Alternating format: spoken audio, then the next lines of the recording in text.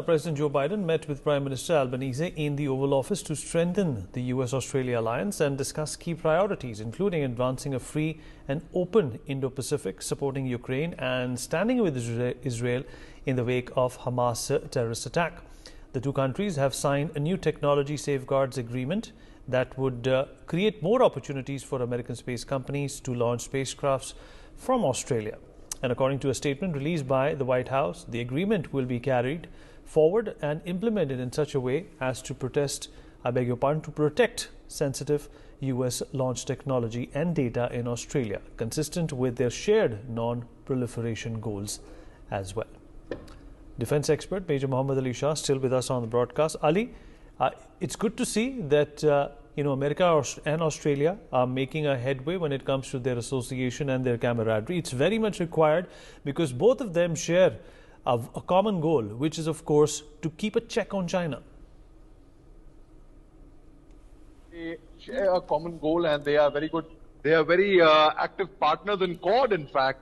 The Japan, Australia, India and US, where they are good partners. And they, of course, the technology thing will be discussed. And apart from that, the solidarity with Ukraine or with Israel also would be discussed.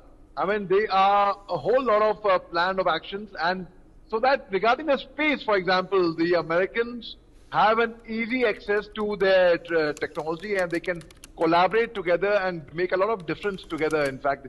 And both the nations are doing really well in terms of technology advancement, in terms of economy, in terms of every way. So most certainly when President Joe Biden, he welcomed and he hosted Anthony in the Oval Office, it really it is of a lot of significance, Vineet.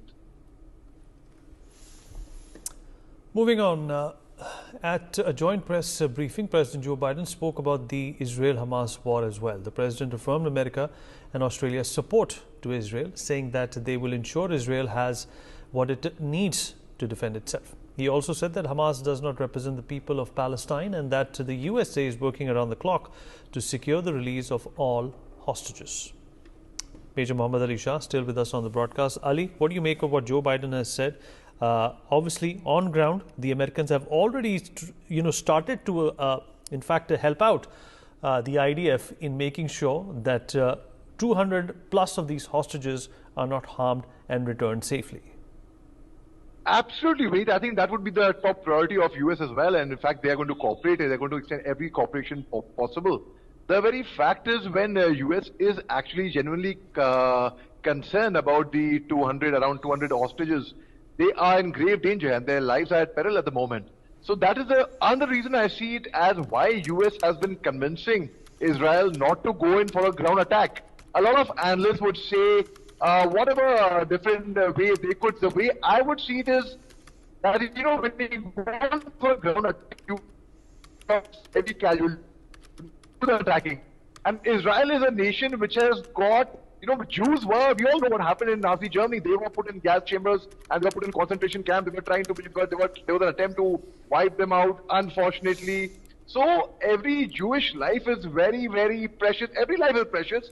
But the Jews, especially, they take it very, very seriously. If you need, yes, Vineet, you said something? All right, Ali, appreciate you joining us. Thank you so much for coming at short notice.